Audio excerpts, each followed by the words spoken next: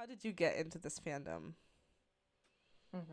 Oh, would you rather know how I got into Ghost or into the fandom? Because Yeah, how I got into Ghost was no. years before the fandom. Start in the beginning. Ghost. How did you get into Ghost? Yeah. Well, I love telling the story, and I've already told it to Jillian, and I will cry. I'll cry too. So here we go. All right, so it didn't used to be as loaded, but it is now. So in 2011. You're absolutely fine. Take all the time you need. The laughing is just like a coping mechanism. If I don't make eye contact, it's better for me. So in 2011, my brother, who I hold very dear to me, he handed me a burned CD, and he was like, it just said Ghost Opus on it, and I was like, oh, what's that? And I take every recommendation that he made to me very seriously, because he actually helped sculpt a lot of my music tastes, pop culture tastes, movie tastes, everything. I mean, he was 7 years older than me, and pretty much like we were like this for a long time.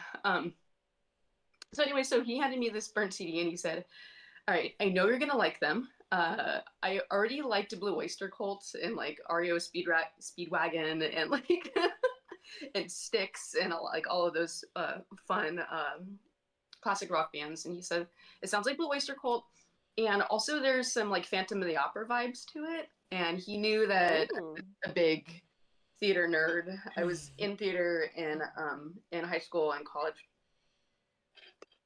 and okay, well, what is this? So I popped it in my car stereo, and I was, bopping along, like, yeah, that's pretty cool. And then finally we get to Elizabeth, and I was hooked.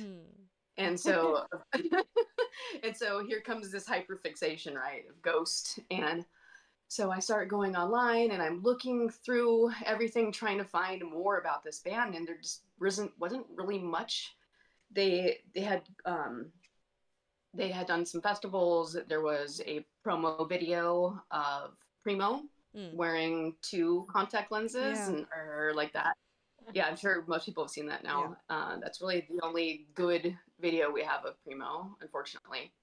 So yeah, there was just a lot of videos from festivals and really small concerts, and was just absolutely hooked after that. And yeah, I think just digested Elizabeth over and over and over again, and the whole Opus album, and I was absolutely hooked.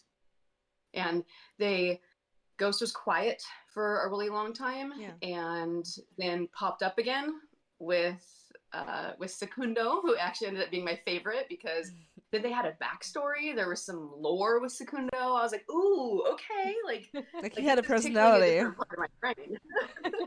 More for me to digest. Come on. Yeah, and so it just fortunately and unfortunately started all over again. And I distinctly remember sitting in a bar with my husband, and this is after maybe it was the Secular Haze music video had come out. I cannot remember which one it was, but I distinctly remember saying something like, is it the same singer though? And so there still wasn't much out about who the singer was, and I was like, okay, well, and I'm listening to Infestissimum over and over and over again. And yeah, it's the same singer. Okay, all right. And in the bar, I was telling my husband, I said, okay, well, yeah, it's a mask. I feel like with each new papa, they're going to get younger and younger and younger, and eventually there might even be like a nude face. There might even be like a face that doesn't have a lot of makeup on. Yeah. And I said, and I would be interested to know. I'd be curious if maybe it would be actually like the singer that just had maybe like some makeup on or something like that, like the actual singer. Yeah. And so it was interesting when eventually Cardinal Copia came out. And minimal makeup. You're like, you went back to your husband, like, buy a Told lottery you. ticket now, because I was correct. Told you. Never cared about any of this. Poor guy has to hear me just like yammer on every time there's a new album or something new out.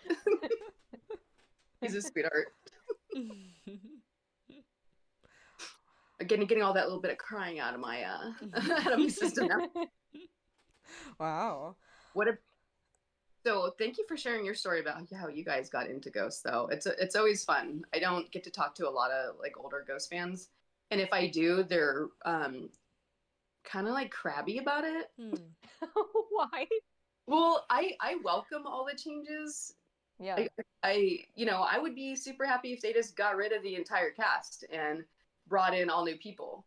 Whereas I hear people talking about like, oh, I just want to stick with this Papa. I don't like the new ones. I don't like how the sound is evolving. I don't like the lore. And so I sometimes much rather prefer speaking to fans that are a little bit newer. Yeah, that's what I really appreciate about Ghost and other musicians. Each album is so different. I really don't like listening to like the exact same stuff over and over again. Like Shakira is one of my loves, but the past few albums have been nothing but reggaeton, and I'm sick of it. Wow. She used to be way more rock and Arabic infused, and I'm like, come on, girlfriend. Let's do something else right now. Yeah. Peace and I love. recently learned that about you, that you love Shakira. So it's funny how we have our spectrums in music. Yes. Well, I think next week. Yeah, I think it's next week. We'll have a guest on the podcast. She has been around since the Repugnant days, and I cannot wait to see like get her perspective, because she's been there since forever. So that's going to be very exciting, I think. Yeah, absolutely. Yeah, definitely. I'll be looking forward to that, especially if she's a bit of more of like one of the open-minded. Oh yeah, fans. She absolutely is, definitely. Yeah, she's she's not a gatekeeper of Papa or whatever. You say those that gatekeepers. I mean, since you've been around for so long and you've seen so many changes, and I mean, you've been around also, of course, since the Terzo days. Have you ever, when that whole lawsuit thing was happening, have you ever, like, kind of try to guess who the singer is? I have a little story for that, if you'd like me to share it. Sure. Hell yeah, dude. All right. So I went to go see Ghost for, I don't remember how many times it was at that point, but I saw them in San Diego, and it was with Papa Emeritus 3. And after a while, even before the lawsuit, after Ghost started, they weren't necessarily shrouded in as much secrecy as people thought that they were. It was actually fairly easy to find out who the singer was. I just didn't go out of my way to do that, or out of my way to know who any of the other members were. However, when I heard that they were coming to town, I went onto their official Facebook, and I actually saw that they made a listing asking for Sisters of Sin. Yes. And yes, they're like, oh, we'll be haunting San Diego, blah, blah, blah. And I'm like, oh, why not? That sounds really fun. And they said, send a headshot, full-length body shot, name, age, whatever, to this email address. And they're like, ooh, like nuns just want to have fun. I still have the email, by the way. I should read that at some point. And so I'm getting messages popping up in Discord. All right. And so, yes, sent off my stuff. I got an email back that said, the positions have filled. However, congratulations, we would like to invite you to the after party. Fun. And I was like, oh, well, I had no idea there was an after party. I actually forgot to bring out my wristband. I have like really interesting random memorabilia. I'm not a collector. It's more like personal memorabilia. Yeah. So I had like the Ghost after party wristband. And there were specific instructions to go up to their merch table and speak to. He goes by Billy Vanilla, but his name's Jason. Go to Jason, and say the password shish boomba. Oh my god! Imagine how that must have sounded like to people who had no idea. Yeah, I was like, bless you. So I go up to, I'm at the show. I was there with my brother, actually. go up to the merch table, and the first Old Sister Imperator was there. She would go on tour with them. Oh. Cool. And so was Jason, Billy Vanilla. So I say it to him, and he's like, "Here you go," and he hands me, this little wristband. Yes. And so after party, everyone's lining up, and they're like, oh, and in the email it has said specifically, no videos, no photos, basically don't be weird. And okay, so I did look around and noticed that it was all females, so that was interesting at the after party. And I was just kind of bored and sitting there because they hadn't like come out yet, unmasked and without their costumes. So I'm just sitting there, and this is when I'm like, all right, I'm gonna look this up. So I that's when I actually looked up, okay, who are they? Yeah. Who am I about to see right now? And this picture of the people from Subvision pops up, Repugnant, and then Magna Carta Cartel. And so I'm like, all right, who's who? And so I'm looking at that, because these guys have to take a shower, they got to change their clothes, like it's gonna take a while. I'm working on my beard, and I'm like opening up this picture, like, huh? And then and then I look up,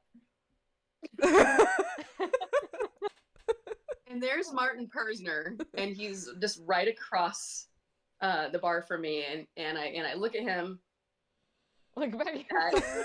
and I put my phone down. I'm like, okay. But he was so sweet. He just did like a little wave, and I was like, awkward. Hi. And then he came around the bar, and we actually ended up talking all night. He was just an absolute sweetheart, super kind. Yeah. I couldn't stay all night, so I think I had maybe like 2 beers, and we just chatted all night. And he was just a doll. And he was like pointing out everybody, like, oh, there's that. Oh, fun! Like a little guide. Oh, that's cool. Yeah. And then on my way out, I actually I call him toe beans. I hope that's okay, just because I have such a hard time. Perfectly fine. Perfectly fine. Tobias? I don't know what I'm going to say. I actually saw Tobians outside, and he was at a table with a lot of people there, and we did like the wave, and I came over and said hi to him, and it was a nice connection. He actually had longer hair then. I don't know if it was a wig or what, but he had longer hair and like this like hipster hat. And I was like, oh god. Yeah, smoking cigarettes, and he was like holding court, at this table. It was a really fun interaction, and then eventually I left. But yeah, that was really the only time I actually looked into the identities of anyone in the band. And then after that, did not care. I totally fell off of trying to keep up with who is coming in and out of the band until actually, like, I think the more recent lineup is when I actually started to, maybe I'll look into this. They seem like they've been sticking around for a while. Yeah. I'm going to check this out. Do you remember your very first ghost show? I'm like, hold on. Or is there one that is your most favorite ghost show that you've been to? Or least favorite, maybe? Or least favorite, too. There's never been a least favorite. There have been so many, it's like, it's a blur. So it's like asking me, how many Nine Inch Nails concerts have you been to? I don't know at this point. Or like, what's your favorite Nine Inch Nails concert? It's like, I don't know. Yes. Like, especially the first few, because they were a blur. But I would say there's a spectrum. So nostalgia-wise, I really fell in love with Ghost when I saw Papa Emeritus 2 play in San Diego, because it was did you guys see that? Anyway, what the fuck was that? Sorry, that made me laugh. That was so random. So I really fell in love with Ghost when I saw them play with Papa Emeritus 2. Yeah, because I was like right there. I was right there. It was in this really small venue in San Diego. It was so intimate. He was so engaging with the crowd. That is really cute. This is when he would actually touch people. There wasn't like this huge barrier there. It was just so fun. And then of course, they played Elizabeth, right? So I freaked out. I have a video somewhere of them playing it, and I'll so repost jealous it of that. But for nostalgia reasons, that's my favorite concert. And then otherwise, like just feeling that sense of community and oneness and getting to meet people. It was, and then obviously theatrics, Kia Forum for sure. Sure. Yeah. Makes sense. Yeah. Yeah, sure, like for sure, because that's when I felt, I guess, just more of the community vibes, Yes. and everyone was Yeah. just a buzz and waiting for something fun to happen. I was there on the first night and was just, it was wonderful. Getting to hang out with my friends too. Yeah, it was great. Yes, we know some of your friends. I've met some of your friends, Vita and No, you didn't. Veronica. You guys met. I know, Yeah. Sabrina. I would love if sometime you could make it out. I She will. needs One to. one day I will be at one of the Phantasm events, definitely. Speaking of Phantasm, how did that Yes. happen? How did Phantasm happen? Okay, so it's a long and sordid tale, shrouded in secrecy. In a secular haze of sorts. So it started out with Ghouls Ball, who was actually started by somebody else. We're not allowed to really like talk about that too much. It was Sure. started by somebody else. And then my friend Vita had her eyes on it for a long time. And she's like, I feel like we could do more with this. And so she kept showing up to the Ghouls Ball parties and putting a little bug in the ear, and eventually she got it.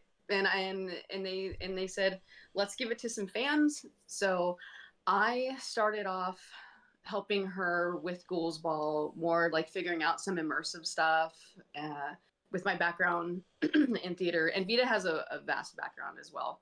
So, you got two dorks coming together and being like, yeah, let's do this. So it initially started out with me more so as the photographer and content creator, that sort of thing, helping out with some immersive ideas. But this is really her baby. She really went to bat for Ghouls Ball and just wanted it so bad. So I'm really, really proud of her. Now we're at the point where we don't charge for Ghouls Ball at all. That's our rock and roll Hollywood party. And because it was started by something else, we can't profit off of it, because we're just ghost fans. We don't work for anyone, So we ended up branching off, and I wanted to create something where we could produce other events. So then we came up with Phantasm events. So Phantasm is, you could say, like the daddy company. Yeah. Like that's the production. And then we have all these other little baby parties, and so that Phantasm events is the umbrella. The bread and butter, yeah. Yes, yeah. That's the one where we do ticketed events. We do bowling with Papa, where we have I love those. Yeah. Our first one was all ages. Now we're doing a 16 plus bowling event because there's an after party, and due to insurance reasons, liability, in that bar, it's just 16 plus. So we're making that across the board. We're really looking forward to that. That one's in April. And then we have our Black Mass coming up, of course, on Sunday. I believe that's March 24th. That is our Ghouls Ball anniversary party. So there's no tickets. So I think this comes out on Saturday, right? So hey guys, come on out to Black Mass tomorrow. You better. Yeah, go out there. I will definitely link Have some fun. stuff in the stories. Yeah, no doubt. Yeah. It's gonna be really fun. And like, where are we going with this is a question that I do hear a lot. Ultimately, Vita wants us to be, she would love it, big dreams, if it was part of the VIP experience on some of the shows. That would be amazing. Like, maybe like an after party sort of thing. Those are her ambitions. I'm just along for the ride. I run a business. I've had a business since 2011, and I work like 10-hour days, and so I'm just here to help facilitate whatever Vita needs. Yeah. Same with Veronica as well. So if it is traveling around, that would more likely be Vita hosting that and bringing that around. Speaking of which, we have a UK event coming up finally. Actually, so excited for you guys. Right? You're actually getting out of the United States. So if anyone in the area is able to make it, it should be a blast. We're still in the planning stages right now. It's not going to be this huge thing, only because we have a crew of 8 people and we can't get everybody out there. So it's going to be, we will need just a lot of people in the area to help us. We'll need nuns. So we'll need to cast some nuns. We'll need helpers just to set up merch tables, things like that. Loma Vista is kind enough to be, they're going to have a merch table at that event as well. Cool. So you'll get some Ghost merch there. That's really cool. It should be fun. So I'm really proud and happy to see Vita going in the direction she wants to go. I'm really proud of her. Me too. Cannot wait. Seems like one of the coolest people. I cannot wait to welcome her to Germany one day, hopefully. That will be amazing. One day. Oh yeah, one day. And we really wish we could travel with her, but we're trying to support her here as much as we can. Yeah. Makes sense, sure. Sorry, I always need a water break. My mouth gets so dry. Yeah, of course. Jillian, what was your experience like at Phantasm 69? Dude, okay, so not to mention it was on my birthday as well. Yeah. That was single-handedly the most fun I've ever had in my life.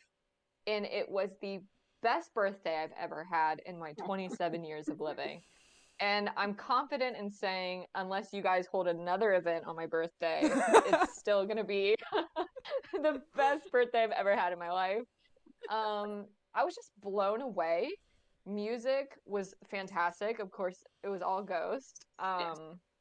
And the camaraderie was great. I'd never met most of these people. I kind of stay off of the cosplay side of the fandom. Right. But meeting everybody, seeing everybody's costumes, flabbergasted. I'm like, this is amazing. And your outfit was amazing as well. Thank you. Thank you. She had like a movie window. Yes. Like the latex. Yes. And honestly, that's one of the most beautiful I've ever felt in my whole life. And I'm so glad the stars aligned. It was great. Perfect ending, right? I could have honestly watched Vita as Papa Nil for like 5 hours straight. I would have been happy. And to get daddied by Vita blew my mind. I still dream about it. Can I show that? Can I show that clip? Oh yeah.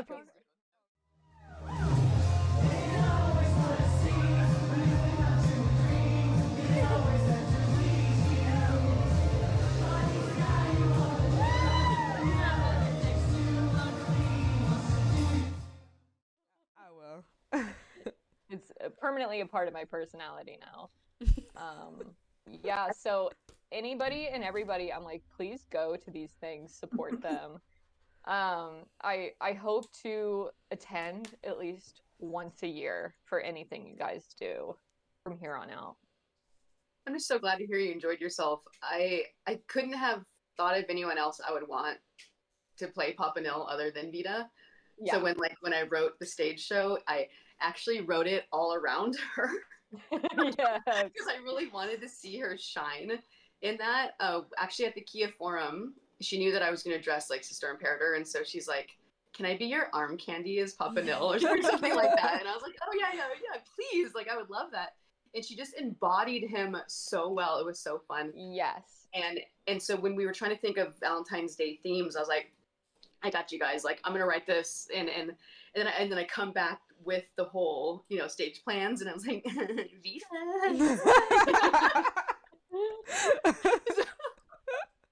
So she was freaking phenomenal in that role, and a lot of the times when I do write the stage shows, I do write it around her. Like I'll pick out a character for her to be, and then I'll write it around that, like write the themes. Because she is so extremely talented. She's got over 20 years of experience just in this industry, period. Wow. Being an MC for shows, burlesque. She has helped run multiple productions. So like I said earlier, anything I could do to support her and elevate her, that it's really my main goal with these events is, and I just like like looking up and just watching her shine. That is so beautiful. to speak like to speak like that of a friend is just like so amazing to hear. I love that. Well, I Just mean, it's like the same with Veronica. I've known Veronica a million years now, and we connected over Phantom of the Opera, and then I eventually forced her to be a Ghost fan. I invited, I strong armed her, and I was like, "You're gonna be a friend of Ghost. Come on." Ghost songs. No, she definitely came along willingly. I've known Veronica since like 2018 or something like that, and She's Wow. so sweet. yeah, she's just like this little cherub and like goth Disney princess. We love her. Yes, that's the She's perfect description. she's immensely helpful with the events as well. Like if you're getting any emails and things like that, like that's all Veronica. She's helping me do like a lot of stage managing things as well, and she just has like super stellar ideas. She has vast history working in theater and productions as well. Amazing. And she actually works at a theater, so she's also in the industry. we'll Kind have of the only one that's not in entertainment. With my actual profession, I keep that very secret. You have to have a work and like hobby balance, and I yeah, keep sure. them very very separate. Uh, so I'm like that like dork that's like, thanks for letting me be here, guys. It's an honor. Thank you. Thanks, guys. Well, it sounds like you've met some really good guesties through the fandom. Would you have, like to absolutely. tell us how you got into the fandom? Oh, how did I get into the fandom? Mm. I'll try to make that one really quick. Okay. I tend to like. Take your time. Yeah, I'm loving this. Speaking of hobbies, I used to have a photography page, and it was called Lost in Faces, and it Ooh. was anyone that I felt like doing photo shoots with, whoever came to me, and I eventually I went to go see a Ghost tribute band called Ghost AD, and they're not around anymore, but they were freaking phenomenal. And I had taken some photos of them, put them on my Lost in Faces page, and then I started getting some ghost followers coming in, because I'd taken some really nice photos of them, and they looked legitimate, so I think maybe people saw it at first glance and they're like, ooh, like maybe she photographed That actually I pop don't up. know. And so from there, that started eventually, I started discovering more people. I started discovering there was actually a fandom out there. I had no clue at that time. To me, Ghost was still like this little secret. I didn't know any other Ghost fans. I didn't, I would post about them on my Facebook and people were like, what is this shit? Did she get hacked? And so it was still a secret at that point. And like, even that show that I went to was pretty small. And anyway, so that's just how I got into the fandom. And then I had started really cosplaying a little bit previous to that, and finally Tobias Forge did that iHeartRadio interview, iconic one, his first unmasked interview. Yes. Where he came out looking like a goth Elton John, like. And he had, the black hat. Yes, he had the black hat, the mustache, all that. And so I actually cosplayed that and posted some photos of it on my Lost in Faces page. And then that completely blew up to the point where I then made this Fauxbias Forge page. And it was supposed to always be like this anonymous thing. And you'd never actually see my face. It would just be like this silly side character. I don't really know how to explain it. Like, It was actually just an inside joke with me, and I mean, and now I can't change my name. I really stuck with it forever. changed my name. That's your brand now. So it was too hard to keep up the two pages, so I merged the two, and so now it's, you see photography, makeup, event stuff, ghost stuff, costuming, all that. It's all on one page now. That's way easier for me to maintain. But like I said, I really wish I could change my name. What would you change it to? I have embraced the nickname Faux, so it's fine. I've embraced it. It's all good. Yeah, if you Water could very change it, hard. what other username would you like to choose? I would probably just go back to Lost in Faces because I feel like that it kind of embodies my page. You Yeah. know, I used to do a lot of makeup transformations. I lost some passion for it due to some stuff, you know. But Yeah. I'd like to eventually get back into it. But people used to say I was a chameleon with like the makeup transformations and Yeah. things like that. And then also taking pictures of other people in cosplay. Hmm. You know what I mean? Like it's Yeah. just you're getting immersed in all of these different types of content. So I would like to go back to that if I could. But people keep telling me not to change it. So I'm like, okay, I'm just gonna trust y'all. Girl, it's your hot body. You do what you want. You know what I mean? I'll follow you regardless. Yeah, no matter the Regardless, name and no matter the content. Yeah. I'll be there. What Speaking if we of, have just like Ash farts on cakes? Like, you would still. we I would. think you would definitely get an influx of new followers, and I think they'd be a little confused. I have been thinking about going in that direction with my content. So You know what? I heard support it you. now. We would we would love you even if you were a worm. Okay, so no matter if you. Thank you. I love you guys too. But you heard it here first, guys. All right, you heard it here Yeah. first.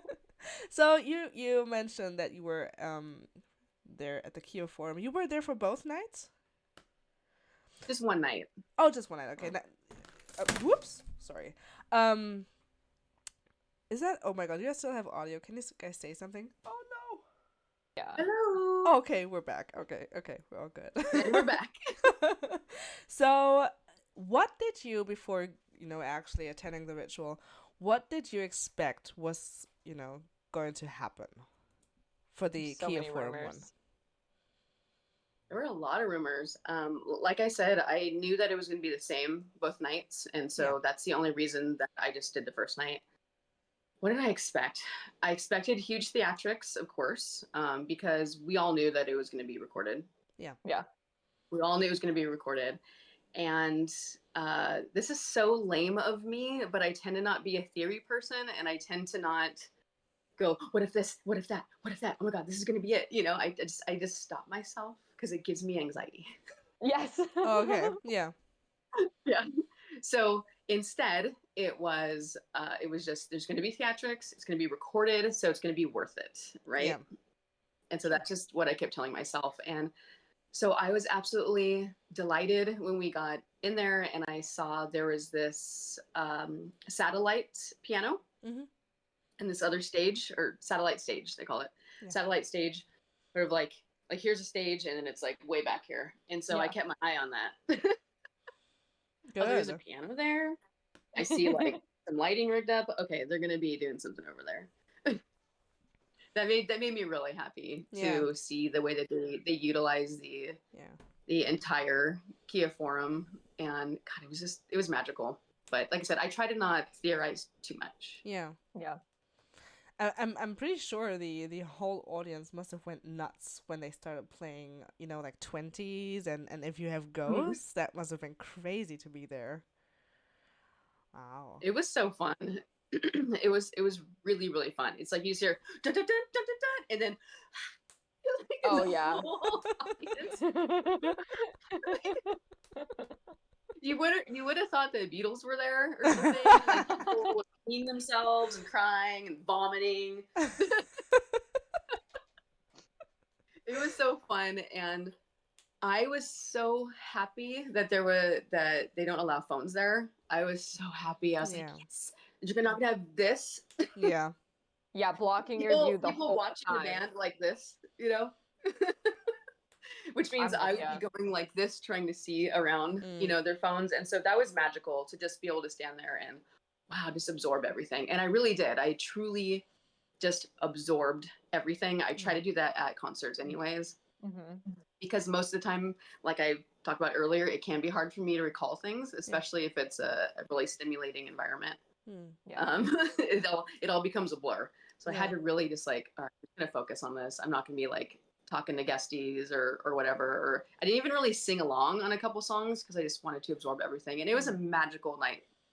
Truly magical. Tobias said it himself. I think it was in the intro where he said that he wanted it to be the way like it was in the olden days, you know, no smartphones, no nothing. And I think he succeeded. I think he had a good night too. Oh, absolutely. I don't ever like to speak for him, so you're going to hear me backtrack a lot and say I think he said this or in an interview he said that.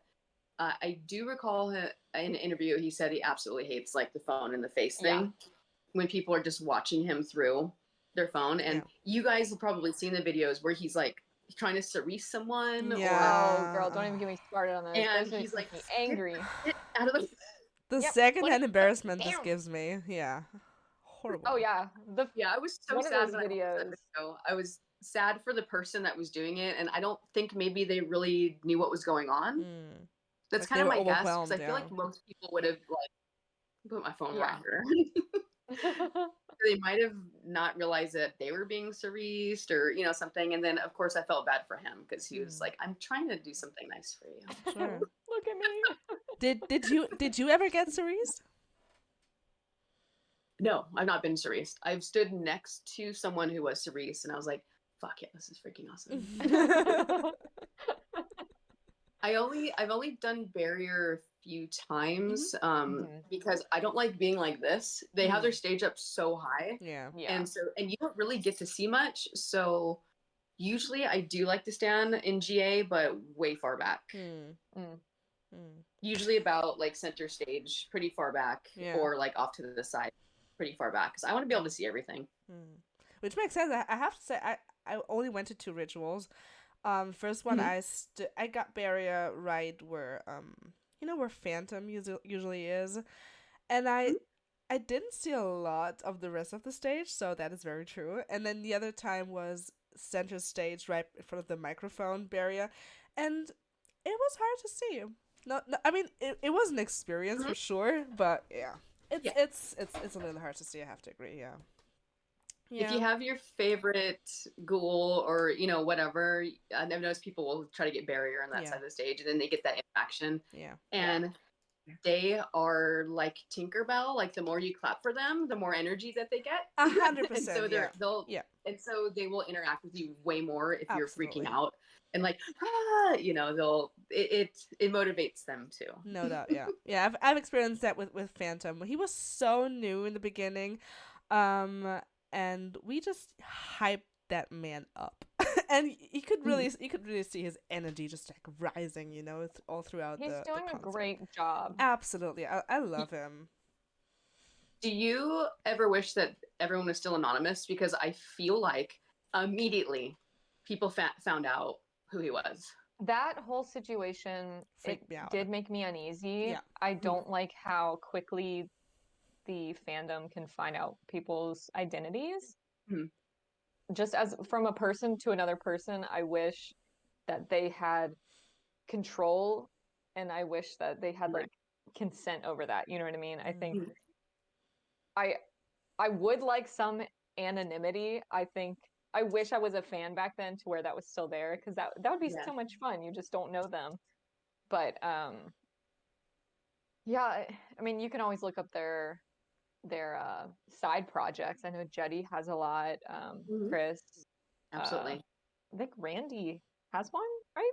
He has a band. Yeah. And Mad Gallica, of course.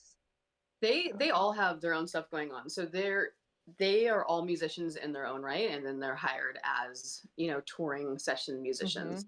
Very rarely are they actually on the album recordings. It has happened, but very, very rarely are they on the album recording. So it's kind of seen as this is a solo project. Again, this is from interviews and things. This isn't any behind the scenes insider info. It's a solo project, and then there's hired musicians. And that's it. And so, personally, I think that is why there were, especially after the lawsuit, there were so many NDAs signed, and they were trying to keep it shrouded in secrecy, because it's like, okay. Again, it's my personal opinion. I think that Tobin's wanted people to focus on the music and the theatrics, not this is this person behind the mask. You know what I mean?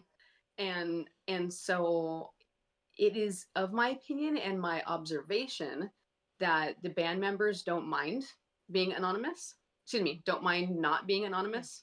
Yeah. And it has been helpful to their own music careers. Yeah. And I have noticed that they have likely were able to get more opportunities because they're not anonymous anymore. Sure. But then there is that other side of the spectrum where people take things too far. Yeah, absolutely. Yes. Right. So that's always sad to see. But I think that's pretty typical in like a huge fandom. I did notice people before, you know, the big group photo came out of everyone unmasked, right? I did notice people did their best to stick with the ghoul nicknames, you know, like Soto and Ether and Swiss and all that. I know they did their best, and they would even try to come in and patrol like their live feeds. You know, like one of them would do a live feed where they're just trying to make some money for a charity or something, and people are like, what's your favorite song to play in Ghost or whatever? And people are like, shut up. Yeah. Don't ask them about that. Shut up. You know, and then the band members like having to just completely ignore that. You know? Yes. Yeah. I love they tried. Juddy's lives. He's so chaotic. Yes. Also on Twitter. He's also really chaotic on Twitter. Yeah. He's so funny. Have you met any of them in real life? Like behind the scenes or anything? I can't say who, but I've met multiple ghouls from, you know, I mean, I told you about Martin Persner. He's not in the band anymore. But yeah, I've had an opportunity to meet people unmasked, and the people that I have met have been very kind, generous, sweet, and thoughtful people. They are just like how they are in life. Amazing. Love it. Love to hear that. Yeah. Any of the good things that you think about them, yes, that's who they are. That's so good to hear. I actually, if it's okay to share a story, I can give you an example of how sweet they can be. Yeah. I just can't say who it is, but I mentioned my brother earlier. He actually passed away from cancer. Oh, here come the waterworks again, guys. He actually passed away from cancer last year in January. And being the one who introduced me to ghosts and everything, again, that's very like heavy.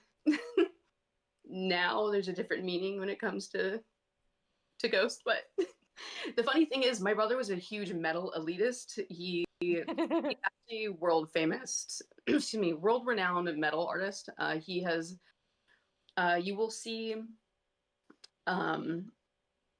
multiple celebrities wearing his shirts. Even the lead singer from Priest, Rob Halford, has been photographed wearing one of my brother's shirts. That made him so happy. How cool! But he's done art for.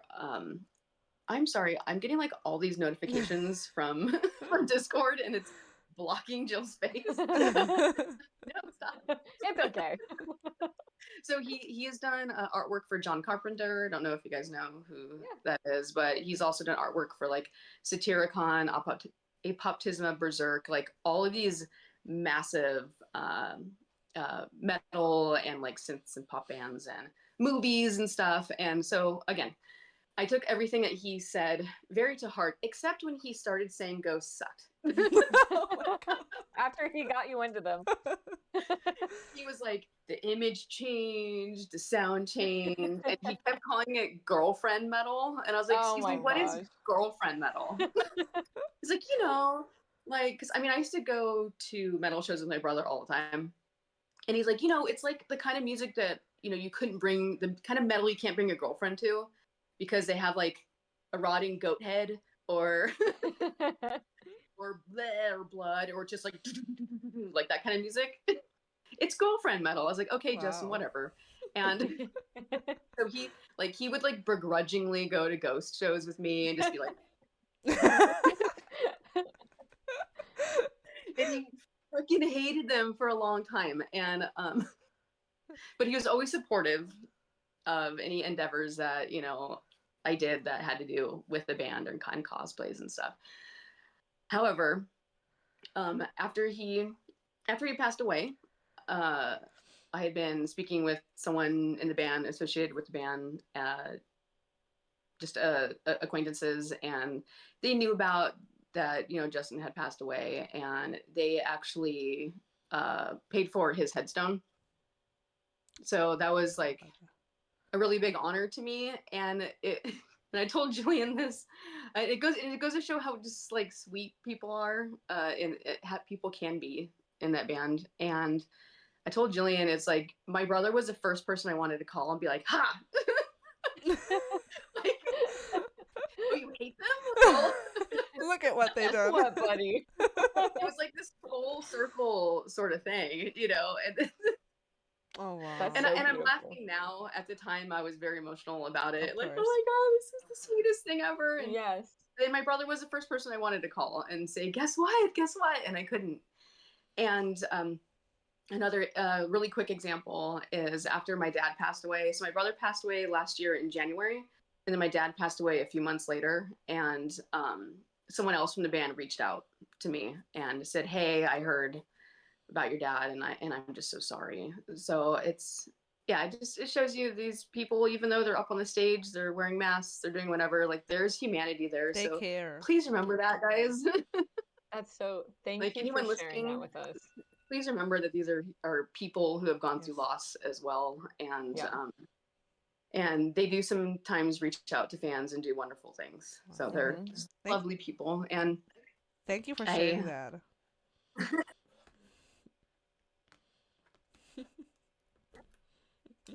Going back tears a little. yeah, because your face got a little red. I'm sorry, honey. No, you're fine.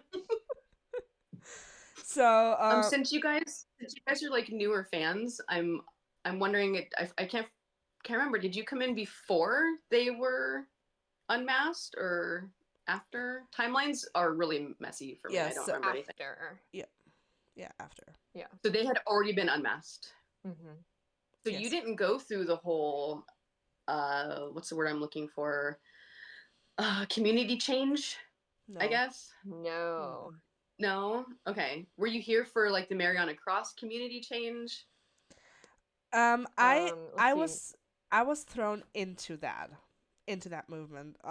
So when I joined the fandom, or got into Ghost, it was very like, it was already people saying like, oh my god, all these new fans coming from that Mariana Cross thing, and I don't know, I felt I don't know, I felt a little unwelcomed, if that's the right word. Mhm. But I was like, yeah, they can suck it up. I just don't care.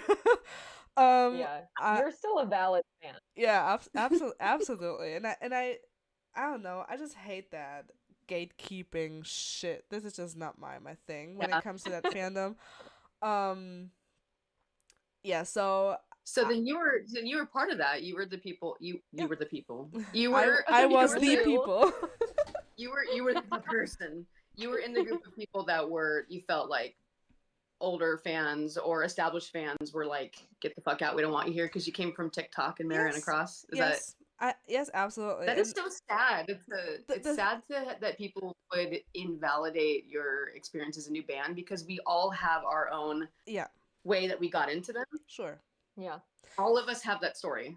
And I have to say So that to invalidate that and take that from you, and I really have to say that this hasn't, like, when I went to my first ritual, it was one in France, and there were so many older fans there, and they all felt like they all were so, I don't know, like, rude, I want to say, and I didn't have had any good experience with older fans until I think I met Jillian. Of course, she hasn't been around like for like years and years and years, but only after I met Jillian, I met other fans that have been in the fandom for way longer, and that changed. That, I don't know. It healed me a little bit. It healed that experience I got first. So yeah, people can be. May I share something with you that Sure. might maybe help heal that experience a little Sure. bit? All right. So, as some people know, I used to work with, well, I have to make this, distinction. I used to work with Loma Vista, not for them. I've always maintained that. I've Yeah. never said that I worked for them. Never on the payroll. Never. However, at the time when Mariana Cross was just like randomly going viral, we were talking about ways to welcome the new fans because they wanted the new fans and loved the new fans. And so I was able to do a video project for you guys, and the song was Mariana Cross, of course. I don't know, have you seen how Ghost will post like fan videos and stuff? Yeah. Yes. Yeah. All right, so I helped with that. That was like part of my like fan outreach stuff. And so that was my idea to do like the Mariana Cross stuff. I even was able to go to, it was the San Diego, it's called Sports Arena for us, but I can't remember the name of it now. But excuse me, us older people in San Diego call it Sports Arena. But there was a San Diego show, and I was actually able to go in line and talk to people, take videos and stuff. Did that with Mariana Cross as well. And that was all for the new fans. Also, they had me doing these, it was a way to get like more engagement for the band and answer questions. I was doing these videos on TikTok explaining who the nameless, how to differentiate the nameless ghouls, and talking about like who's Papa Nil, who's Sister Imperator, and that was all for the new fans, by the way. Okay. So I just want you to know, I don't work with Loma Vista anymore. I walked away from that. It's a lot of pressure, but I want you to know that they wanted the new fans and they welcomed them and they loved the new fans. So please keep that in mind if you ever feel like pushed out. I don't think I ever doubted that. I don't think that I ever doubted the, ghosts themselves having something against new fans. It was just people in the fandom that felt a little... I'm really sorry you had that experience, because that causes a lot of people to leave, especially when this should be... I can't say should be, because it's not up to me to say, but I feel like it is a safe space for a lot of people, and they would like it to be a safe space. And then to have that experience can immediately push people out and put them into a dark place. Yeah. So like I said, I'm really sorry you had that experience. I've had a lot of personal experiences in the fandom as well that has caused me to like take a step back. Mini steps back. Yeah. And so I'm just really glad that we have the Ghouls Ball and Phantasm, and because the people that want to be there and want to be a part of that project are there. And so that is now my safe space. Yeah. Good. Wow. Some heavy stuff. Oh my god. Just kidding. Wow. Oh, what was I about to say? Oh no, my document is just yeah, Mariana Cross. Do you think that now that this whole Mariana Cross hype is kind of dying down, with Ghost, with their music not being on TikTok anymore as well, do you think that this has any sort of what is that word, like consequences, repercussion? Yeah, for Tobias and for his planning, because I mean the hype was there and it brought a lot of fans. Do you think there's any kind of consequences with that being around anymore? With consequences for Mariana Cross going viral? Is that what you mean? No, I mean Mariana Cross brought in so many fans. I don't think there's... It did. Yeah. And with that not being there anymore, with Mariana Cross, especially on TikTok, not being there anymore. Yeah. Do you think the hype is going to, die down a little for Ghost? Yeah, absolutely. I mean, I've seen it happen multiple times. So, for instance, Ghost went on the Stephen Colbert show many years ago, and I think it was a Halloween show. It's been a long time. They went on Stephen Colbert, which is like network television. Yeah. Right? And they went on there and they got blasted. They got so many new fans. And I was like, oh my God. That's when I actually started hearing people talking about Ghost, in conversation. I'd be at another concert or like hang out with friends at a bar or something. And someone would be like, so your Ghost shirt, and then we could start talking about them. That was the only community I really know. Yeah. I really knew, was when people were like, shirt. I like your shirt. Sure, we're friends, so we're gonna talk. And then after that, I know there was a major influx of fans. Yeah. And because of that, and that's kind of another way of going viral, I guess you could say. And then what happens is there's that big excitement. People get really into the band. They deep dive into videos and the rest of the music and who's this and who's that. And then they just chill out. And so no matter what, there will always be, I don't like using, is there another word for fair weather fans? I don't know what that is. Fair weather means like that they'll eventually go away. Like they're not here to stay. Okay. So the term fair weather, I think, comes from when things are going really well and there's a lot to do. You're really engaged, and then when the climate is not as what you want. I'm getting so many notifications on my phone. It is actually distracting me. there is a beautiful German. When the climate is unfavorable, then you're like, I'm out. Yeah. Right. So that has a cyclical thing that happens, I think, with every single band. Yeah. Right. And so that's probably what is going to happen with Ghost. The people who are true fans, who are here for the music and the community and whatever, they're always going to be here, or, if they want to drop off, that's fine. But people who are just here for the excitement of that Mariana Cross going viral, they're already probably gone by now. Probably, yeah. Right. So I don't think there's really been any consequence to it because, and this goes with like the whole Papa changeover thing, right? Like there are people that will be like, I'm out because there's a new Papa and they don't like it, right? Whereas I've been here since they changed over to Secondo. I can never know how to say it. I've been here since then. So I have my heart broken. I'm still here. I'm in it to win it. I'm going to see this through. So they will lose some fans, and they are fair weather fans. They will lose them when there is a completely new aesthetic. Right. But they will gain brand new fans because of that new aesthetic. Yeah. And so this is my personal opinion. I don't think the band or label are particularly concerned about any of this kind of stuff. Yeah. Speaking of a new aesthetic, do you like have a wish for a new aesthetic? Oh, I really do. Yeah. Spill it, sis. I really, really do. Like I said, I don't tend to theorize too much.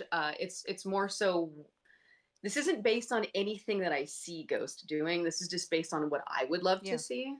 I personally, because I'm one of those old crusty cringy old fart fans, I would love to see Ghost marry like that old aesthetic, the more like creepy Dracula kind of aesthetic, with something shiny. Right. And so I loved when people were jumping all over the Darth Vader ring thing, because that's what personally I would like to see. I would like to see that version of an empire. A space version? Instead of, maybe not necessarily spacey, but sci-fi, more sci-fi Ghost, I think would be really fun. And no, I don't mean like the band Priest. I don't mean like synth pop, like that kind of stuff. Not that look. I don't. They went in a very Blade Runner direction.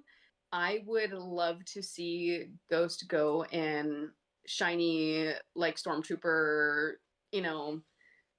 black shiny Papa helmet. Like I would just love to see that. I would love to hear more orchestral elements to it. Like it comes out and you hear like the dun dun dun dun dun. Oh my god! I would just love to hear some elements of that going into the new album as well. This makes me so happy. And I actually just listened to your podcast with Rebel Rain. Yeah, I was gonna recommend that. I'm like, girl, you gotta listen to that. That was one of the things I did to relax beforehand, and when I was doing my makeup, and I was like, yes, like I turned into like Beavis, like when she was talking. She knows what she was talking. Yeah, absolutely. Yeah, she knows her shit. I love her. Absolutely. that's one of the things that my brother introduced me to was Star Wars. So I'm like, I'm all about this. And I want to send a little message to Rebel Rain. So I don't remember the name of the chapter. Maybe it's called The Accident or something. But when Papa Nil comes in, he actually breathes out. He breathes into his oxygen mask, and they insert a Darth Vader sound. Yes, So I forgot about that. it's literally a sound bite from Darth Vader. Oh wow. And so I wanted to tell her that. Oh my You god. should. Wow. So yeah, it would just be fun to see like a shiny sci-fi, not space papa. I like, I don't want to say, you know, like all the way spacey. But I mean, his last robes were very celestial. Yeah. Those are very pretty. The black one, that like super ethereal one that flowed. Yeah. I love that No, one. the it's like the blue and copper one. Oh. That, love it. Love Like it. the minute I saw it, I was like, space papa? I think I joked on one episode, I'm like, we need Papa, like Lady Gaga in the Super Bowl that hops down in the strings. I want him to float all around the arena. I need it. Imagine. Little 5'7", 5'8" Tobias just floating around. Sorry. like a pink situation. And I could just imagine him going, oh shit. Like, do you guys see any marriage between the stage show and the lore and the albums? Like, do you see any connection there? Because I don't. Like, I feel like the lore, for the most part, I mean, there has been some transition to where, you know, Papa is like, this is a song my daddy used to sing, or what, you know. I mean, so there's some lore mixed in there, but like the albums are, okay, so the album is supposed to be something that was written a long time ago. Yeah. Like all the songs are not supposed to be new, updated ghosts. It's supposed to be like psalms from the past. And then this is from interviews, by the way. This isn't like some hot take. Like, they're supposed to be psalms from the past, and then they pick a representative to sing the psalms and to get the masses to join them. And then, oh my god, I just accidentally exited out. Okay, and then and then if they don't get the numbers that they're supposed to get, you know, they talk about this in the lore, then they're out of there and they're on to the next one, right? So with that being said, I asked a question and then I started blabbing over you guys. I'm so sorry. I got excited. Have you seen any marriage between the songs and lore, or like theatric stuff on stage at all? Elements, pop outfits, that kind of stuff. I think the one thing that really pops out for me is Cardinal's tricycle, which he used on stage as well.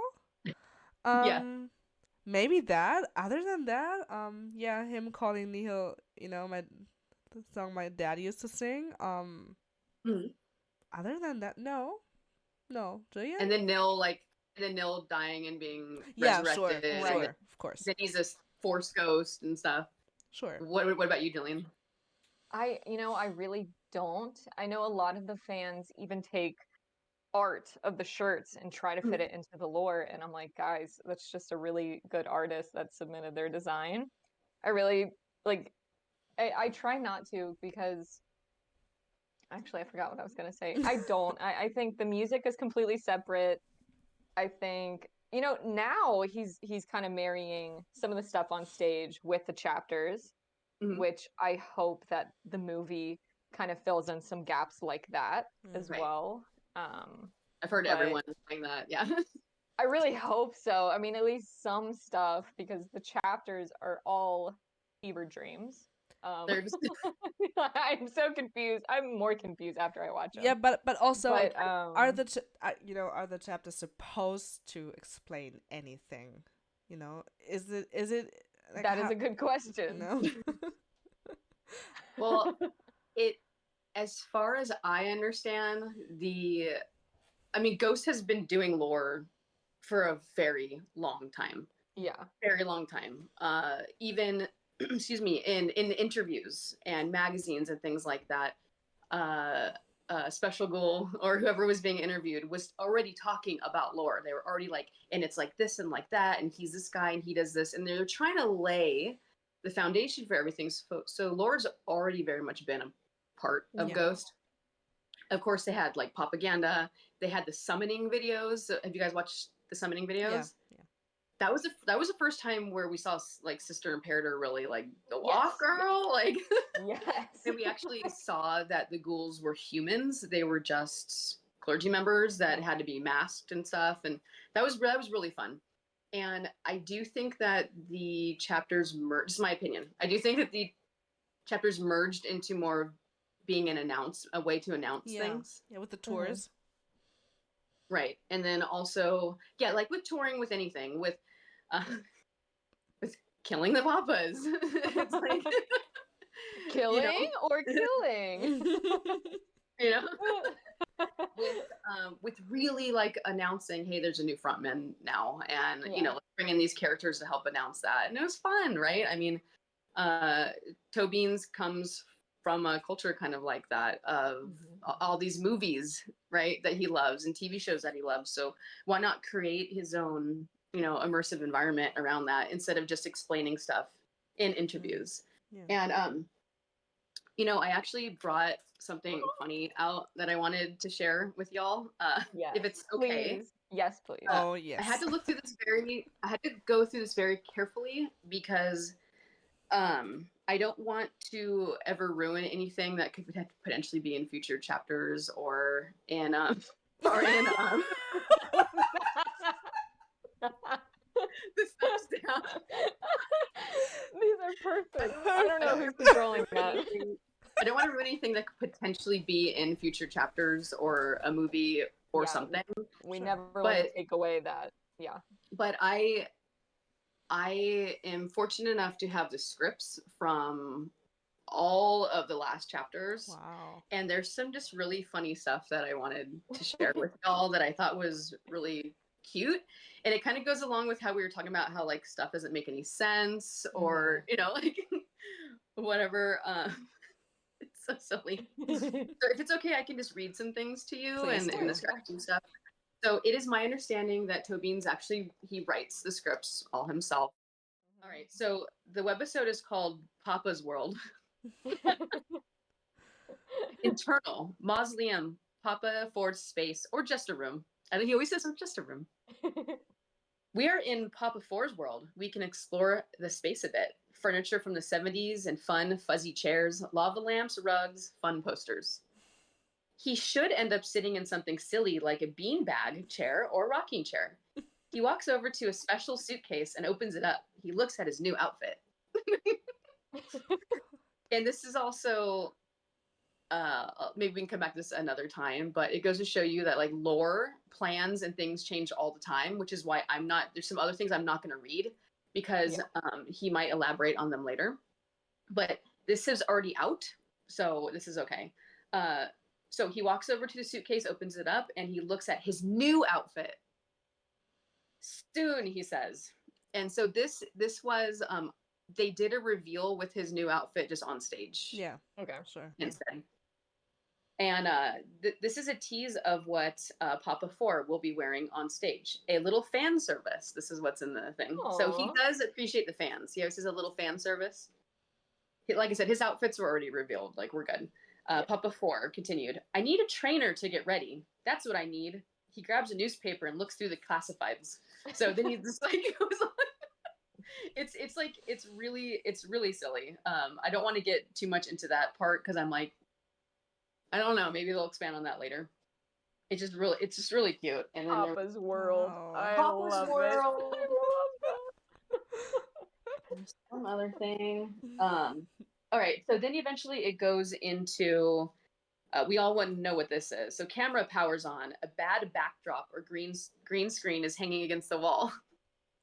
Papa 4 comes in, right? Papa 4 comes in front of the screen. He's very excited. Groundskeeper walks out to Papa 4. So they were supposed to be doing this together, which is really cute. Wow. And that's just how things change, you know. And I'm gonna skip through some stuff because it's whatever. Papa 4 later says this is when he's like doing his little audition. Yeah, he goes, "My name is," and then it has like in quotations whatever makes sense. And I am from brackets something silly. And I am a full-time musical artist, and and I am trying to prove to the world that I have what it takes to be the best papa. Oh. And Oh so my I God. looked at what everyone loves in life, and that is actors. So here's my actor audition. Oh Thank my you. God. And then it has all of the quotes of like things that he was gonna say, like Oh, yeah. like Jaws, you Yeah. know. So it's like Papa smoking a cigarette with glasses on. You're gonna need a bigger boat, and then it goes blip, and there's like something from Braveheart, Gone with the Wind, Iron Man. He was supposed to quote Iron Man. He was supposed to quote When Harry Met Sally. I bet he had a lot of fun He filming was that. supposed Yeah. to fake an orgasm. Oh my God! my Can you God. imagine? Oh my God, Ashley. And then sister was supposed to pop in and go, I'll have what she's having. Oh my God! Oh, That's a. How and dare this he is not my include favorite. And we'll end here. My favorite was he was supposed to quote The Room. Do you guys know what The Room is? The Room? that? Are you serious? He was supposed Yeah. to do Tommy Wiseau. He was supposed to quote Tommy Wiseau in The Room and go, I did not hit her. It's not true. It's No! bullshit. I did not hit her. I did not. Oh, hi, Mark. He was. Are you kidding me? Tobias. Tobias. What is So, wrong? yeah. Why didn't you include that? Why didn't you do that? That's ultimate fan service. Oh my Ultimate God. fan service. I'll But the thing educate is, you later, Sabrina. But Sabrina has no idea what we're talking about. So I feel like he probably filmed a lot of shit and said, okay, this will make sense to most people. Like Sabrina, you're from Germany, right? Yeah. Right? I'm not saying that you guys are cut off from like American cinema or anything, but kind of. but he would. But did you get most of the references? All of them. I mean, Okay, he did so- the Lizzie McGuire movie. I know. This is the shit dreams are made of. That's like one of my favorite movies. And when he said that, I almost had a heart attack. I was like, "Are you kidding me right now?" So Right. so I from feel like from the he actual gets a lot of stuff. from the actual chapter, I got all of the references because I mean Mhm. these are all known movies and whatever. But when you just Right. mentioned The Room, I'm not sure if I know. You're like, that It's like an indie film. The man who made it is so mysterious. He's like a vampire from Eastern Europe who Okay. learned English from the bayou of Louisiana. one. So he like nobody knows where he's come from. He's very Oh, how old he elusive, and he also wears like 15 different belts. After we film this, I need to send you everything, Sabrina. Yeah, please. He's one of my favorite people. So it just reminded me of something like because the lore is always changing. I read you some things that they already came out, so like I said, I can say We something. appreciate that. Yes. Thank you. Thank you. Because it's by looking at the script, I'm like, okay, and you're welcome. By looking at the script, I'm like, okay, like things are changing all the time. You know, Yeah. I'm thinking, okay, next chapter is gonna be this. What? And like I'm waiting, and I'm like, all right, it's gonna be this one. What? Like, but he does a marriage of what's on the script Yeah. versus like what worked, right? You have to do editing. I have I have a suggestion for people who are having a hard time with the lore. Mhm. Loma Vista, Ghost, whoever, they actually went out of their way to make it make sense, right? And so that's why they put out Metal Myths 2. There's never going to be a 1, but that's why they put out Metal Myth 2. Mockumentary about Ghost is that there were so many questions about the lore, so that was their attempt of like, okay, let's just like, we'll hire someone who's really good at writing.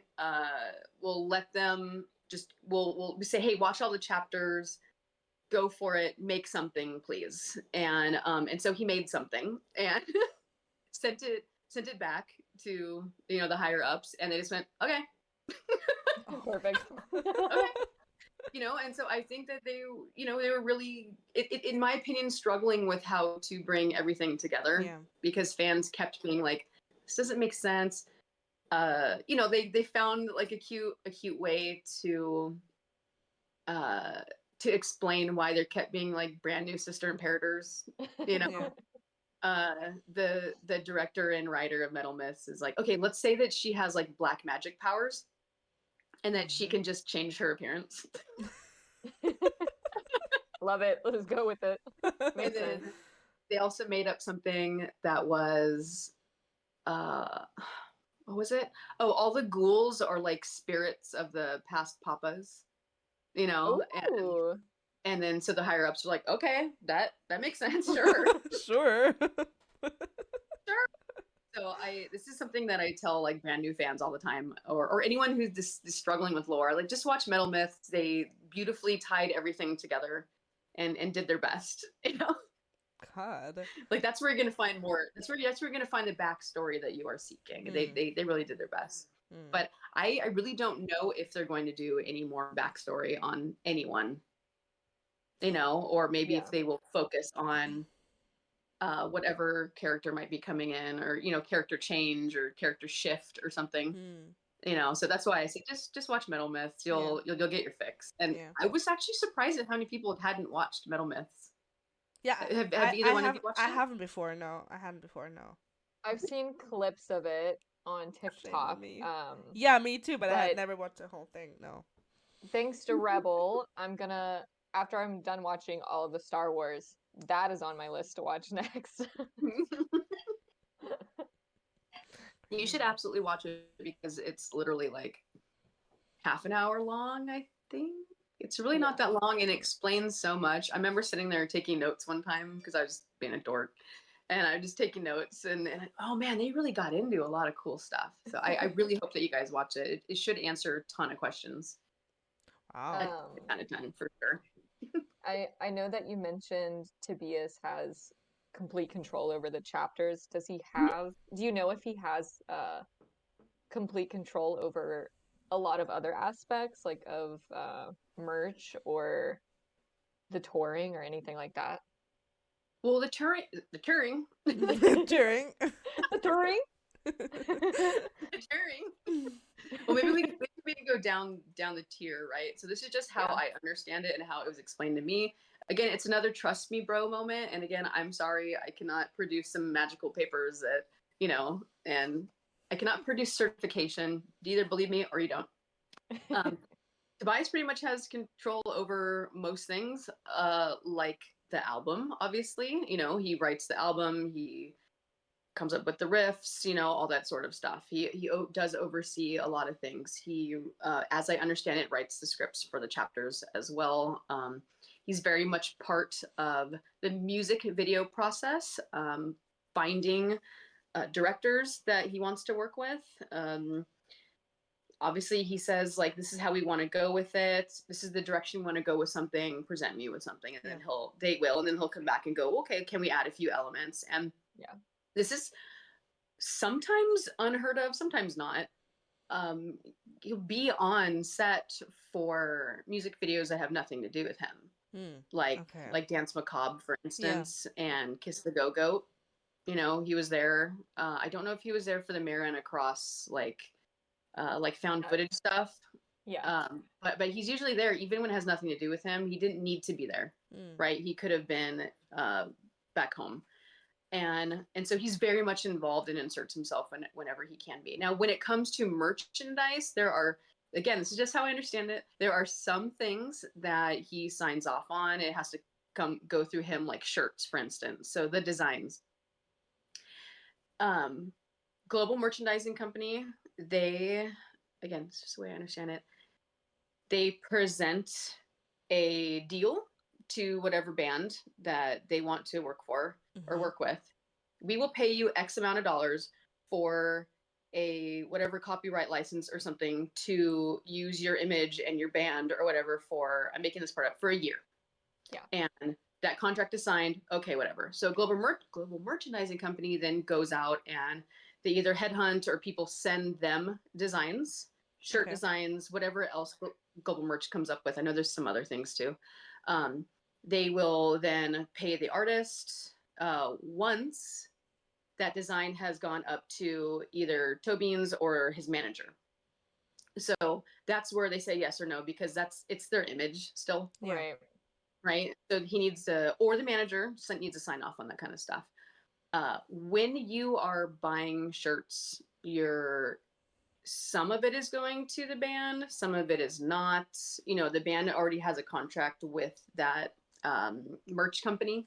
Yeah. So that's why we see a lot of different types of merch here and there. And I just want you to know that like those are all different companies that have come to Ghost or the manager and said, we will offer you this amount of money for this long, and we'd like to use your image. Yeah. So that's why there's a varying degree of quality in stuff, you know, that I've heard y'all talk about in previous podcasts as well. So that's how the merch works. There is some leeway, obviously. If it's his image, he needs to be able to sign off on that sort of thing. So I'm to guess. And then when it comes to album release, you know, you go with the flow. Anything that has to do with album stuff or touring is Loma Vista and the touring managers, and then of course his manager. Yeah. So there, you know, people have complained about, well, why doesn't? And there's an interview about this too. So I'm not speaking for him. There was a interview where someone was like, well, some fans will complain that you didn't tour here, here, and here, or that you didn't do meet and greets here, here, and here, or whatever.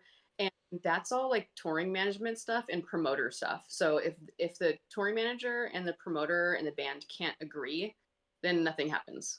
Oh, okay. Unfortunately. And in the interview, Tobin said it's usually the promoter's fault. Oh. Call them out. Right, yeah. Now, when it comes to, you know, how Prequel had like 5,000 variants with the actual like physical album? Yeah. That's all Loma Vista. So anything that has to do with albums, you know, that kind of stuff, that's all Loma Vista. But it is my understanding that ultimately things have to be okayed by Tobin's and his manager. Very much so. And I know he's a very busy guy, so a lot of it has to go through his manager. Sure. Yeah. Yeah, I do love. But this doesn't apply to everything, though.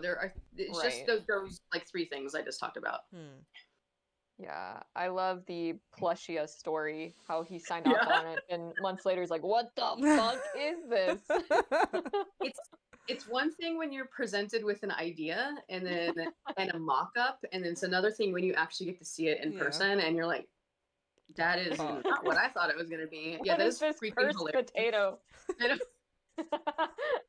But we've all grown to love it, right? Sure. Is there anything you wish to see that they make? Because I feel like at this point we need a Ghost coffin. I feel like they're on their way to like Kiss territory. You know what I mean? They make everything. Oh well, I mean, we most of us know this. Watch the interviews, listen to interviews. He wants things to be like Kiss, and he wants in that regard, and then he wants like stage presence to be like Rammstein. Yeah. So I think it just pretty much I don't know if they're going out and seeking, you know, like I really want to make a coffin, you know, because these people are so busy. It's likely that they have to wait for companies to come to them and present them with things, and because it is so expensive to manufacture things, it's likely very limited release stuff. Like I was really happy when the Gildo and butt plug came back out. The gut plug. Like, I'm not much of a collector at all. There was a time where I was picking and choosing and buying shirts and whatnot, and but I don't buy mini shirts anymore.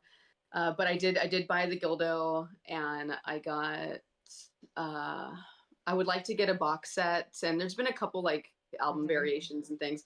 Anything that's a little bit more on the collectible side and is very like limited release, I would like to see them do more of those. Yeah. Because when it's a limited release, we made 2,000 of these. They are top-notch quality, and you're only getting it like this one time. And so they're going to put way more work, and they're going to be way more high quality than, you know, a Peely shirt that is likely being printed upon, you know, weird flames. You know, so they're just going to keep, Global Merchandising Company is just going to keep popping out shirts for as long as they can while they have that contract, you know. So keep that in mind too. That's why there's like 5,000 shirts all the time.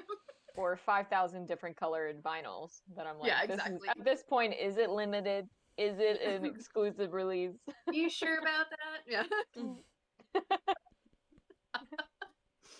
Do either one of you just purchase like every single shirt that comes out, or do you wait for like little special things that might appeal to you?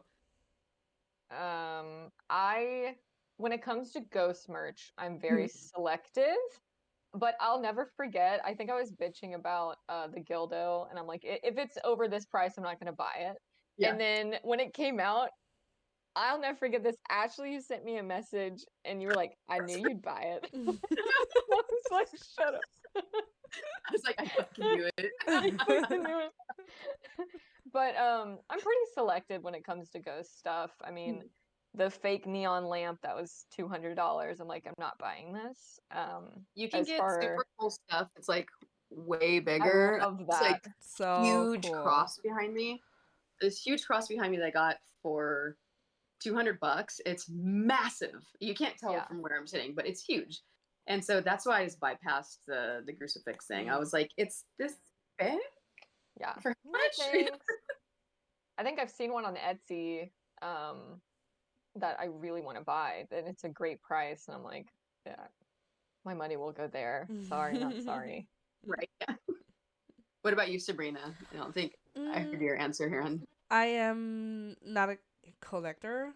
I do have some very specific things that I'm very interested in. I'm a huge Subvision fan.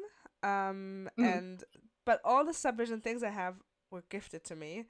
Nice. Jillian gave me a Subvision scenario demo tape for Christmas last year. Which I have that framed and it will never come off my wall ever again. And I also recently got a the So Far So Noir album, which that is my prized possession. I've wanted it for so long now, and it's my little baby. But yeah, other than that, I think I have 2 ghost shirts, and that's I have the Hunter's Moon one and another one. There's some of the ghouls on it and Papa. I don't remember what it was. Of course, some CDs, some vinyls. I have some Metal Hammer magazines. But yeah, other than that, I love to collect fan-made things. That's how I met Jillian through her Etsy shop back then. So I have a lot of her stuff. Yeah, I don't know. I just Jillian in her shop. I told you why. I know. I told you. You can start that back up again. You just take out any trademark stuff, any logos, any little D's, just take it out. You're good. But a fun story about Sabrina, and to show how much of a collector that she isn't. She's like not really nostalgic about too much stuff. She knew I had an awful time at that Cincinnati ritual. Oh. And you know what this lady did? She sent me the pic that Phantom threw her. At my first ritual, And I cried. That's a genuine friend. It is. That is a genuine friend. Yeah. Like you're like, this means a lot to me and is collectible, but it would mean more to Jillian at that point. And it wasn't about the pic. It was just about the what's that called? The sentiment? The sentiment, yeah. I think that's what this was. And you wanted to cheer her up, right? Exactly, yeah. That's what I love about this fandom. You know, for the most part, I've had a very positive experience in this fandom, and most of the things that are collectible or whatever that I have, or you know, they're things that like people have sent me. Oh wow. You know what I mean? Like this is from the same person that made the cup that Cardinal Copia or that Cardi carries around. Yeah. Yes. I got one of these from her. Like super sweet. And you know what I mean? Like all these like fan made things or people sending me stuff that's like highly collectible. I'm like, you know, like, this is amazing. And I see people doing that all the time, like even on a small scale with, I forgot to wear them. I had like all my candy bracelets I was going to wear and be like, thank you, everyone. I have one. Loved that. That's actually made. It kind of it's made by Rebel Rain. She sent it to me. It's I love that. It has Elizabeth on it. I love that one. I think I wear it every single day. It's so sweet. And I Yeah, know a lot of the older fans and the metal elitist fans were so upset with the whole candy trading. And I'm like, oh, I I want fucking more love of it. that. I made so many keychains for Yeah. my rituals, and I just gave them. I passed them out because that sense of community is I crave it. I Oh yeah. wish it was like that with every band. Mhm. Yeah, I'm like, I love this. Yeah. It is so like extremely sweet to see just people just giving out things, you know, Yeah. like at the Kia Forum, I was giving out cookies that we had made Oh, for our Phantasm masquerade Yeah. at the ministry. You know, and I was like, here, and like we had stickers made and we're giving them out, and then people didn't even know. There's like, do you want a candy bracelet? I was like, do you want a cookie? Like, you know, yes. and it had our little logo on it. It was, and that is why when it comes to community and fandom, Mm-hmm. the Kia Forum is one of my favorites, one of my favorite shows, just for that reason. Yeah. You know, there was not that same type of community vibe in the earlier shows at all. Oh yeah. Because it was Ghost was still like a, you know, shush, but not really. It just they didn't have the wide Yeah. like marketing that they do Yeah. now. You know. Yeah, Yeah. but people getting upset about this. People get upset about the weirdest shit. Just just it's fun, and why not have a think- little fun? Yeah. I think I commented one time on Facebook. This one guy was like, you're just Swifty fans, blah blah blah. And I'm like, I think you would feel a lot better if you got a homemade bracelet at that concert. Like I feel like maybe you didn't get one and that's why your feelings are hurt, you know? Well, I mean, for some people, I have ADHD, so I have to move around a lot. I'm sorry, guys. You're fine. For some people, this is their entire social life. Like this is their entire community. Just turn my mic down a little bit. Me. Yeah. There's nothing wrong with that. Like I said, I like to keep things very separate, and then I have Mhm. my small group of guesties, and that's it. But then I have like my completely other like private life, and so the people that shit on other people for making the ghost fandom like their entire world, I just hope that they find something that makes them that happy Exactly, yeah. someday. Yeah. They can truly understand what it feels like to have joy and understand. And this goes along with like our phantasm people that come and see us. There are people who are in family situations, home situations, school situations, whatever you name it, where they're extremely unhappy. They are feeling isolated, misunderstood, whatever. Yeah. And to have this safe space is so imperative for their mental health. Yeah. Yeah. You know, and so I would love if other people would just keep that in mind when they are attacking other people, maliciously going after them, because you never know what's going on in somebody's Exactly, life. yeah. Mhm. So please try to be kind, even if you don't like what someone said. Right. You know what I mean? Please try to be kind, because this place might be what is preventing someone from leaving this world forever. Yep. I agree. Yeah. So Yeah. quit being buttholes. Yes. It. Get out of here with that. But with that being said, it is good to, if you have that luxury, to take some time off from the fandom and community if you're anxious in this space too, because that's been very important for me in the past. When my brother and my dad were like actively dying, I was one of their only caregivers as I'm trying to work full time. I'm also a mom and a wife. You know, this was originally like had been my safe space, and that became disrupted, unfortunately, due to, you know, just situations or whatever. And I had a heart to heart with my therapist, and she said, you gotta back away. Yeah. Mm-hmm. You have to try, and I know it's really hard, especially when people, this is a big part of their life. You have to try to find something else that you can focus on that's going to bring you joy. Otherwise, you're going to lose your mind. Yep. And this right now is not your safe space. And what you can do is again, this isn't, not everyone can do this because of situations. If you can, take a step back. You know, log out of Twitter, log out of TikTok, log out of Facebook. I stayed on Instagram. But if you can back away for a while and do not let mean people, like vindictive people who don't want you to be happy, don't let them ruin your experience, because you own this space and it's okay to be here no matter what, no matter how you feel or what you think. It's okay to be here. And I just always want people to remember that, because I've had long talks with people in the fandom who have been ostracized just for like a small opinion. Yep.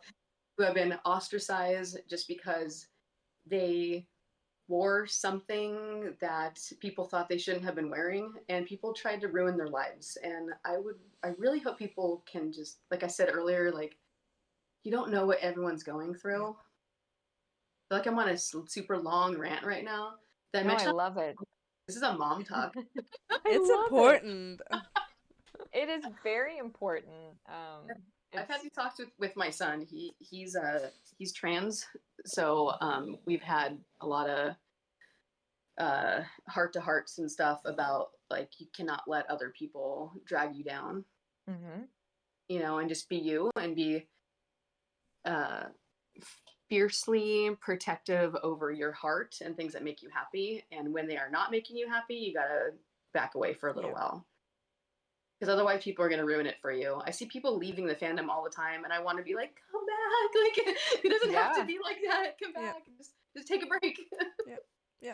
Have either one of you, I mean, I have to go soon because I have another meeting, but have either one of you had experiences that have made you want to just walk away from the fandom entirely? Jill's doing this. Yeah, you have. I mean, just... Right, and it's affected your mental health, right? Yeah. Right. Yeah. I'm so sorry. The entire Cincinnati ritual, that was so bad. I mean, ask Sabrina. I couldn't even do my character AI because I was mad at Papa. I was mad at everything. It was so bad. The venue treated everything horribly. I had people come stay with me from out of town, so you know, I tried to make their experience worth it, that I sacrificed my entire experience. I built everything up on that. People were horrible at that venue. I mean, I cried and cried and cried, but I had to still stay positive for these people that came out of town and spent thousands of dollars. And then the fandom sometimes is just so overwhelming. It gets really overwhelming for me. I have to take breaks. Right. And that's you being protective over your space, right? Like, this is overwhelming. I need to step away for a while. Oh, yeah. That's a very healthy way of dealing with being overwhelmed. You. We call that growth. Yeah. I'm 40, so I'm always trying to do like the soul searching and reflection thing. And, you know, so I recognize when someone's trying to be healthy, and good for you. How about you? Sabrina, have you had times when you just wanted to walk away? And no, maybe, you know, I've never had an experience that made me want to get away from Ghost in general, you know, the music. Maybe there were, you know, people in the fandom that made me want to quit the fandom, because I just wasn't sure if I wanted to see these people in the fandom still, because it you know, it could be triggering.